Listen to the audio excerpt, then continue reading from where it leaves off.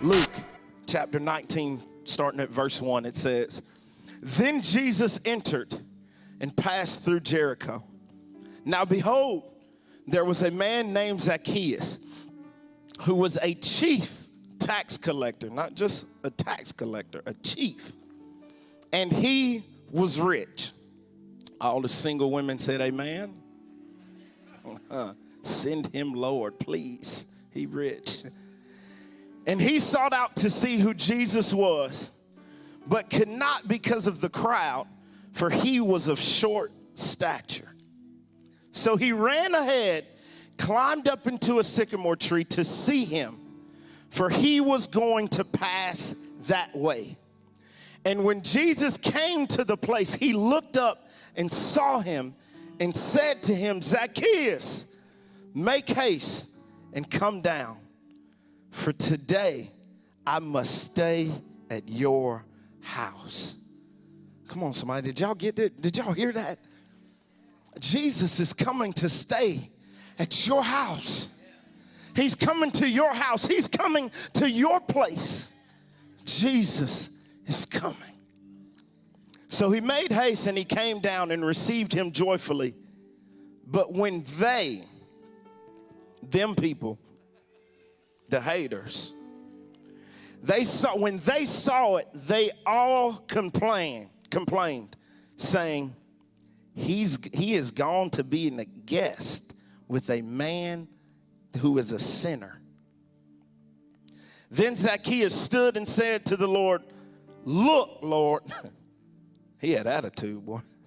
He said, "Look, Lord, I give half of my goods to the poor. And if I have taken anything from anyone by false accusation, I restore fourfold."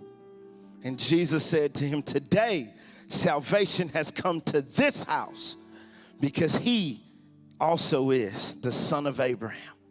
For the Son of Man has come to seek and to save which was lost." Come on, is there anybody that wants to see Jesus today? Anybody that wants to see him do something in your life? Come on, guys. And before we get into it, I just want to point out a point where he says that if I have taken anything from anyone by false accusation, I restore fourfold. What's been taken from you is coming back today. If there's ever been anything taken from you, it's coming back today, and it's coming back 4 times greater than it was. It's coming back 4 times fold. Can anybody give a praise for the restoration that's about to take place in your life? Come on, somebody. Whoo. Y'all give it up for Brother Jimmy back here, man. Thank you, brother. Thank you. So here we have Jesus passing through Jericho. He's now on his way. He's making his rounds, and he's on a mission. And you know that anytime that Jesus goes through a certain place, he's got a mission, and all he's about is his heavenly Father's business. And when he goes through somewhere, at any time, something is going to happen. And where people would talk about or think about in this story, about that we would focus so much on how little Zacchaeus was and how he ran to the tree and climbed the tree just to see Jesus. But today I kind of want to, I'm going to focus on that, but I want to focus on the part of when hope passes through. When hope passes through. When hope passes through a season of your life where you needed it the most. This message is simple. This message is one that's been preached before, but I believe that this message is for somebody that's been needing a little hope lately. Some hope that they're going to make it to the next level. The hope that they're going to make it out of this dark place. Hope to know that their kids are going to come back to Jesus. Hope to know that everything's going to be all right. So as he's going through this thing, he's going through Jericho, and he comes across, there's a man here named Zacchaeus, and we all know that Zacchaeus is a short little man, like me. But he's a short little man. But the thing about it was Zacchaeus was a chief tax collector. Those that don't know what a tax collector was, or chief tax collector in this time, they were a Jew designed or appointed to collect taxes from other Jews. But at this time, they had a certain amount to collect, and anything on top of that, they would keep. And so they would set out these large amounts so that they would receive, so that they could make a benefit for themselves and keep going. So pretty much, they just took. They took from people. They took from people in order for them to be rich. The Pharisees that saw that they had categorized them, or put them in a category, labeled them as in the same label as adulterers. They were that bad of a person. Pharisees had sought out for them, and they had that label. But the thing about it, Zacchaeus had got that label put on him because he had done something wrong. But not only did he have that label, his entire family had that label also. It was stuck to them because of what he did. Ain't it crazy how you can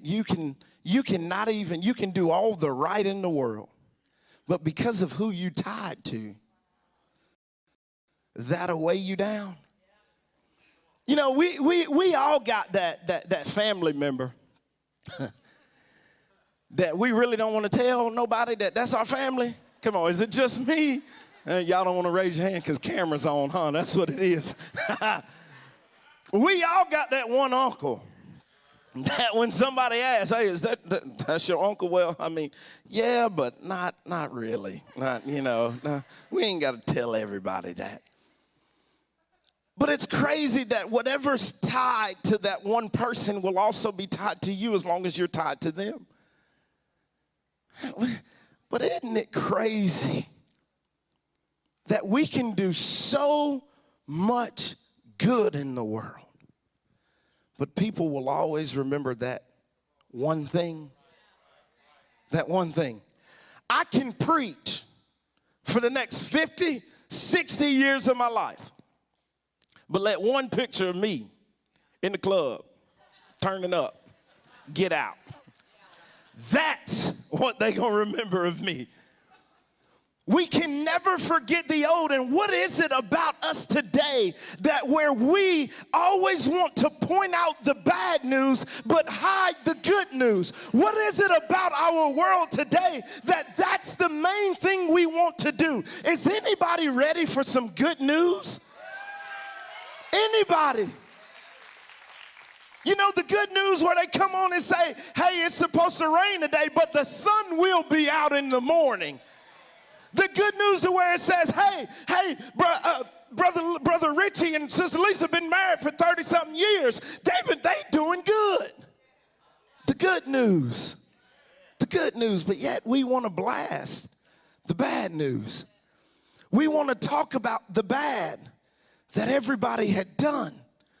And here we have Zacchaeus that had done some wrong, that had done some bad things, and now he had got word that Jesus was passing through. And he is now going to be in a place filled up with people that he had done wrong. You ever came in contact with somebody that you had done wrong? You ever had to face somebody that you had done wrong? Man, regret, that remembrance of what you did to them and how they're going to now take you, it can overtake somebody. And see, Zacchaeus is now in a place full of those people that he had done wrong. And here he is, finds himself that Jesus is coming through, and he needs to just lay eyes on him. He needs to just see him, but he's surrounded by people that he had done wrong. See, most of us today, we would in the position that he was in, being in a place full of people that we had done wrong, we would allow regret to overtake us. We would allow that thing, that shame, that guilt, we would allow that to overtake us.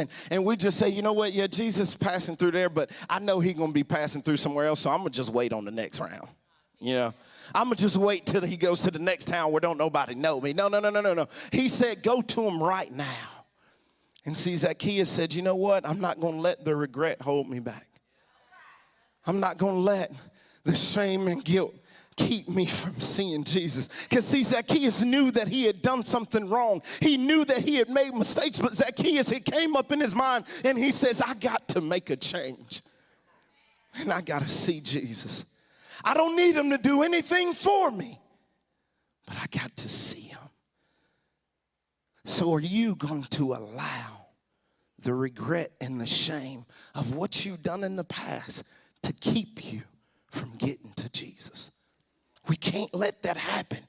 We can't let it happen. So here we are. Zacchaeus is now walking into this place, and Jesus is getting ready to come through, and he's in this place of shame and regret and guilt. He's in this place where everybody's probably looking at him, talking about him, saying, remember, that's him. That's her. She in church today. He in church today after he did that to her. You know, church is full of gossipers. Full of, y'all. Yeah, not y'all. Full of gossipers. All we want to talk about is what she did to him, what he did to her. No. How about we talk about what God did in them? What God did in that situation. Yeah, she messed up last month, but look at her today. She's standing in church with her hands lifted high, saying that God is my everything. What happened has happened. You can't keep living in that place. God says you got to get up and move on. The crazy thing is, hope is passing through, and because you're stuck in your regret or you're stuck in your gossip, you might miss what he does. He's passing your road right now. But you stuck talking about them. You stuck worrying about that. He says, get up. Get up now, because I've got something new for you. See, nobody knew that what was going to happen next was going to happen. And see, Zacchaeus now has realized that he's in a place where people hate him, people don't like him, people could care less about him. But Jesus is coming through. He's got to see him. And it says that Zacchaeus ran and climbed a tree. What that tells me is that he assessed that situation. He stood there and said, well, nobody likes me.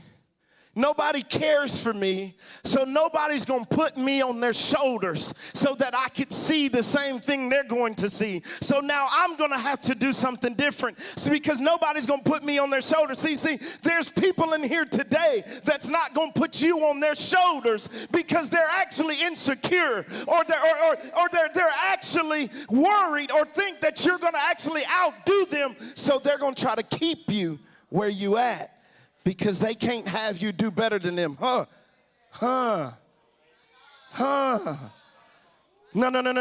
So Zacchaeus saw, wasn't nobody gonna put me on his shoulders.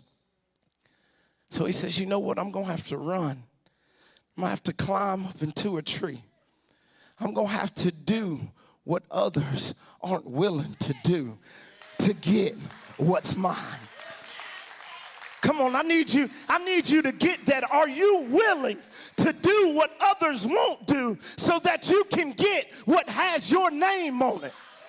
Are you willing to praise in a way that where the people around you, it makes them uncomfortable because but the thing about it is Jesus is coming through, so it don't matter what they think about you.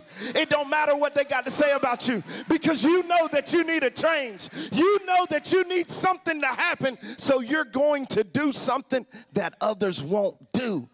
Is there anybody that doesn't care what others think? They say, I need a touch from Jesus. Is there anybody? Well, praise in a way. Well, praise in a way of saying, I don't care. I've got to get what's mine. I'm going to get it. I'm going to get it. Young people, I want to point something out. As y'all know, today is April 24th, and just a few days ago, there's a national holiday that just passed. I'm finna make some folks mad on this one. Oh, well. Young people, it was a national holiday that just passed, and that holiday, or whatever, I don't even say it's a national holiday, but it was a holiday that just passed. It's called 420. Anybody know what that is? Okay. 420. National Marijuana Day. I see all these churches, they scared to talk about it. They scared to talk about it. See me? This is a holiday that's put out there so that everybody that is around or for smoking weed, they can just come together and smoke weed. It's the day that they do that. To celebrate the drug that is still illegal. Young people, I want to put this out there. I didn't tell you that because I want you to engage in that. I told you that because I want you to do something different. If you want to be better in life, you've got to be willing to do things different than what other people are doing. You've got to be willing to say no to drugs, stay away from drugs. If you want a better life, you've got to say, no, y'all can have that stupid holiday. I'm going to go and I'm going to go to church and I'm going to serve the Lord. Why? Because I got to get to the next level. I got to get to the next level. And I'm going to put this out there. I don't want nobody coming to me after church. Talking about, well, my doctor told me it was okay to smoke that. No. I don't care what your doctor said. I don't care. You know why? Because I serve, see that thing right there, you say it may help you. But it only help you for a little bit. It only help you for a little bit. And then next thing you know, the moment the high is gone, you back to feeling the same way. But guess what? I serve a God. Yeah. I serve a God that can take something and make it absolutely nothing. I serve a God that can take things away. I serve a God that can take a thing on your vocal cord and make it disappear. Hey, I serve that kind of God. So for those that feel as though you need to smoke a little weed to get what you need, or drink a little drink to get to cope or make it through. No, let me tell you what you need. You need a touch, just one touch from the God that I serve. The God that says, no, I will take it, I will rearrange it, I will change it, and I'll make it new. Is there anybody that wants to meet that Jesus?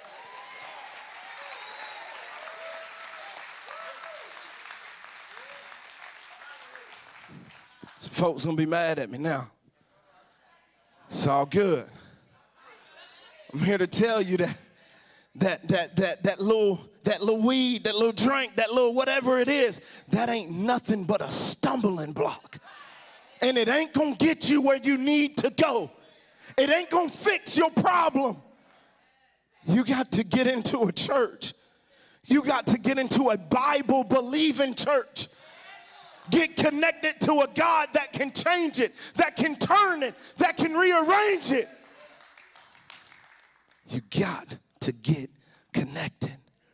I'm sick and tired of seeing people stay in the place that they're in just because they feel as though that's all they're ever going to be. See, Zacchaeus could have stayed there. He could have said, you know what? Jesus don't want nothing to do with me.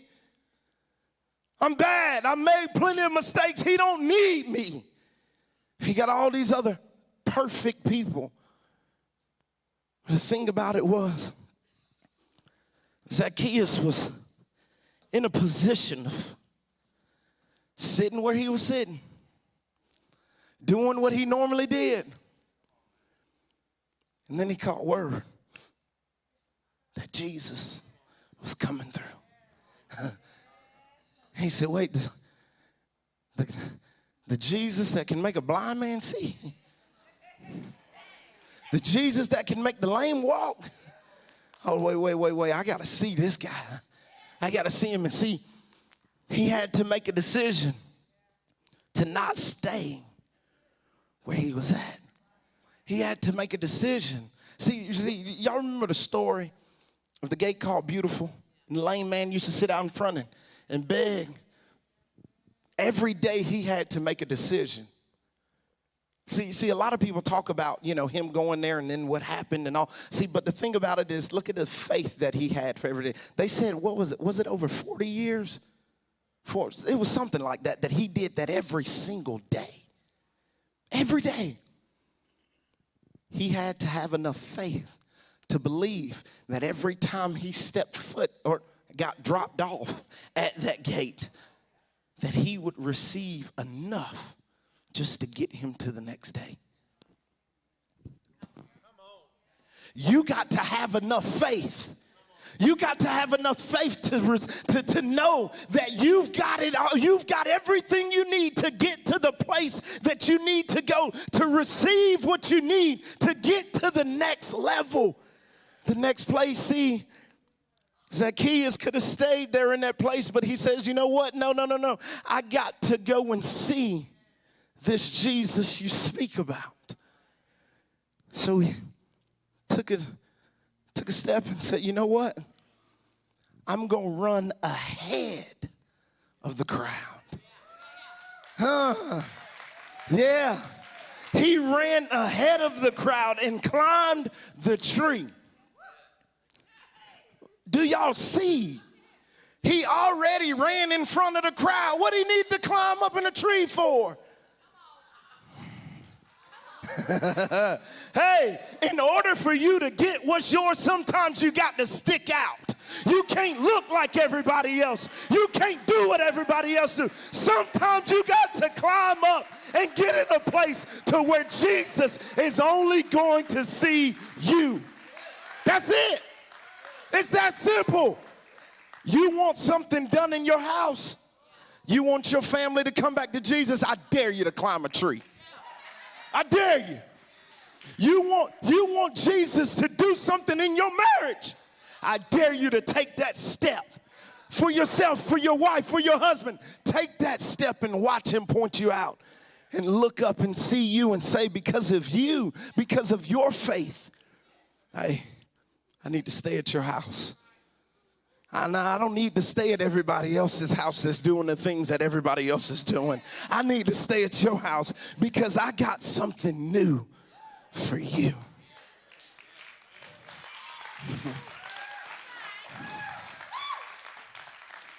So all my people that just recently gave their life to Christ, I dare you to do something different. For all my people that just rededicated their life to Christ, I dare you to do something different. For all my people that's been serving Christ, I dare you to do something different. I dare you to try that Jesus that's up here on the front row when the worship starts. I dare you to step up out of your seat and come up here. I dare you to try that Jesus, because I promise you the chains that were broken there, when you come up here, those chains will be completely taken away. See, when we walk up to this altar, we walk into an altar of where our life can be completely altered. Yeah, completely changed, completely restored. But you got to take that step and do what nobody else is willing to do. You want that blessing. You want that blessing. You can't sit there and wait for it. When hope is passing through, you got to go get it. You got to go get it. You can't just sit there and wait and say, oh, I'm just going to get what's mine. No. I'm going to go get what's mine. I'm going to get it. And ain't nobody going to stop me.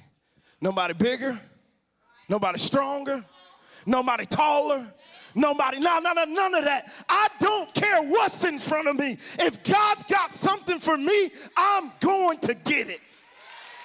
I'm going to get it. And that's word. That's the word.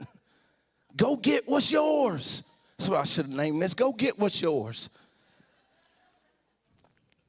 But here we are. It's time for us as children of God to do things that nobody else wants to do. You see what I love about Central? We don't care what all the other churches are doing. We don't care. You don't find us in staff meeting talking about, oh, well, this church did this Sunday. I think it'll work for us. No. You'll find us in staff meeting letting the glory of God come down and wreck every single staff member and letting the Holy Spirit just flow throughout there and, man, whoo. You should try one of our staff meetings. You should try one of them. But we don't care what everybody else is doing. And in order for you to get what God has for you, you got to stop caring what everybody else is doing too. You got to. Can I tell y'all a little something about me? And be honest with you. Everybody know I like cars. Everybody know I like trucks. Everybody know that's my favorite thing. Everybody know that I've always had a big lifted truck or a really nice fast car. I've always had one. But can I tell y'all, the Lord's been dealing with me recently. He says, I'm tired of you trying to keep up with the Joneses. I'm tired of it. Yeah, I want you to have nice things. I do. But I want you to stop letting these nice things be your image, be everything that you are. I'm ready for you to let everybody know that, hey, when you step out of a car, you don't care what it looks like, how it sounds. Why? Because God's done something in you, and you got everything you need. So I'm trying, y'all. I'm trying. It's hard.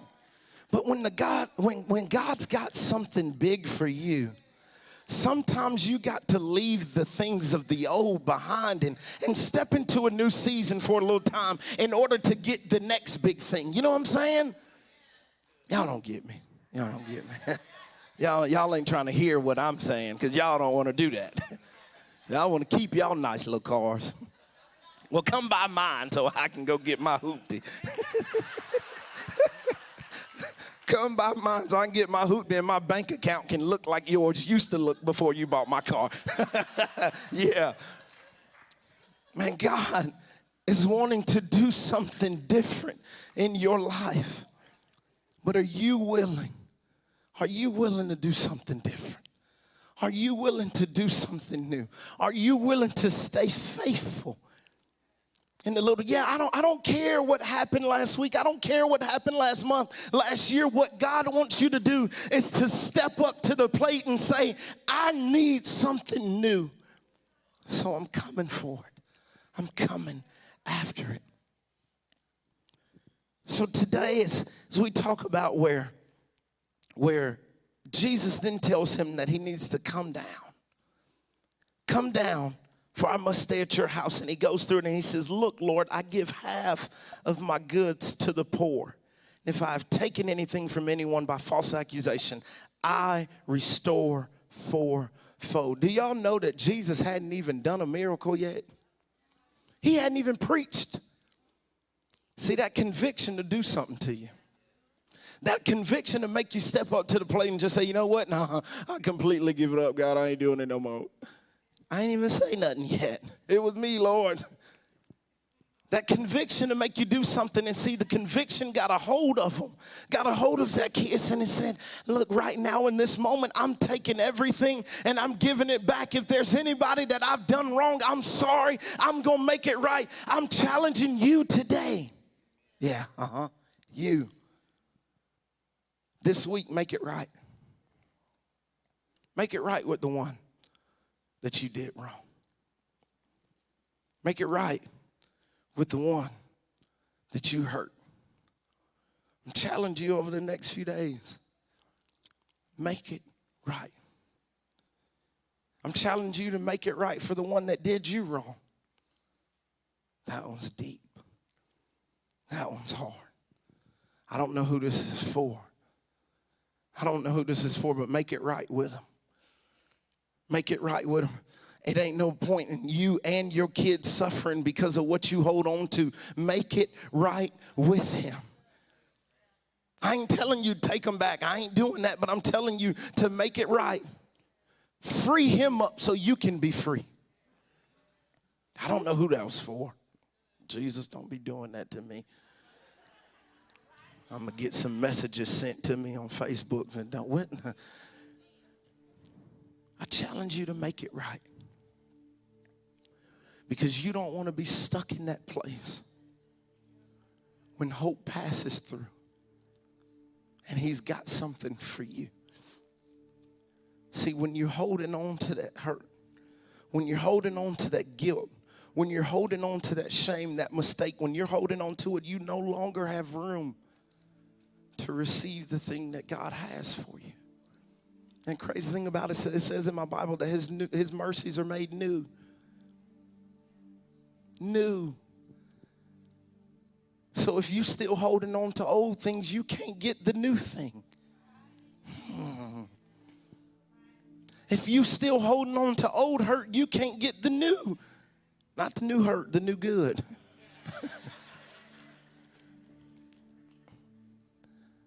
But I like what Pastor Jody said during the worship this morning. That when God restores something, he don't give you, or he don't fix the old thing. He gives you a new.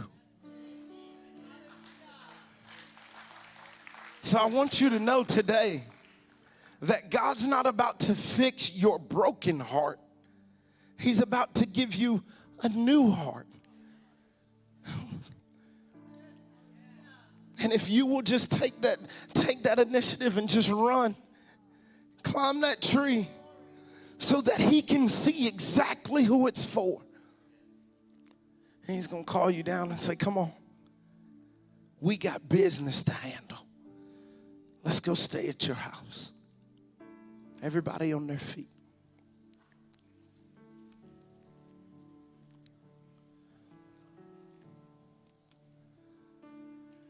This morning, all I wanted to do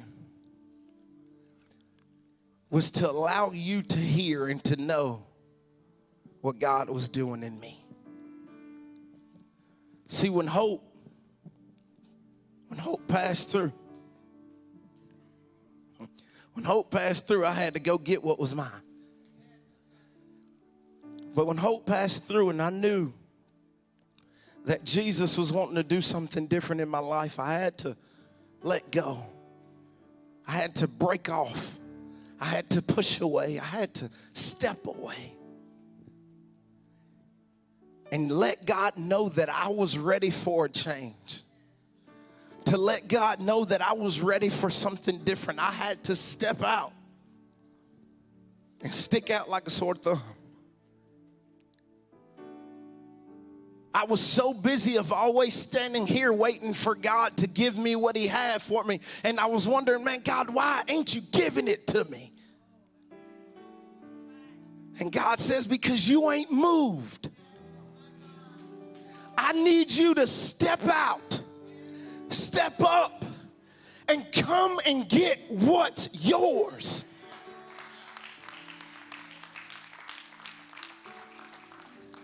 I can't give you a financial breakthrough if you keep calling yourself broke.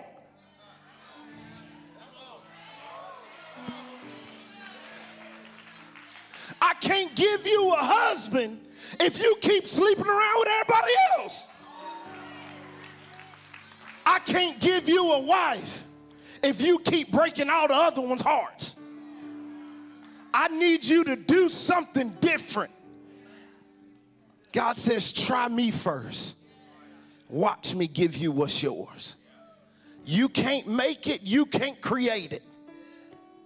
So why don't you come with me? Why don't you come with me and let me show you how it's done? So this morning I got one question that I want to ask you. Okay, I'm trying to get y'all out of here before 12:30. I got one question I want to ask you. What are you going to do when hope passes through? What are you going to do when Jesus comes through your town? What are you going to do when Jesus stops through your situation? What are you going to do? You going to sit there? Look like everybody else? You going to sit there and do what everybody else did? Or are you going to say, no, I'm going to do what everybody else don't want to do? I'm going to do what nobody else wants to do because I got to get what's mine, and I'm tired of waiting. I got to go get my healing. Yeah, I got to go get my healing. I'm tired of this pain. I'm tired of this hurt. I'm tired of it. I'm tired of this sickness. I'm going to get my healing. I'm going to get my restoration. I'm going to get my new heart. How about this one? I'm going to get my new mindset. I'm going to get my new mindset. I'm going to get it. So, with all eyes closed and heads bowed, nobody looking around, this is just a moment of you and Jesus. Because remember, when Jesus is passing through, it don't matter what nobody else got to think about you. So this morning, if there's something that you need from Jesus, maybe there's a touch, maybe it's a healing, maybe it's a new thing, whatever it is, if there's something that you need, the only way you're going to get it is if you just stick out and don't do what everybody else is doing. So if you need that new thing, if you need that healing, if you need that restoration, if you need that salvation, I want to ask you to do something that many others wouldn't do, and come and get what's yours. You ain't got to wait on nobody. The altar's open if you need a touch from God.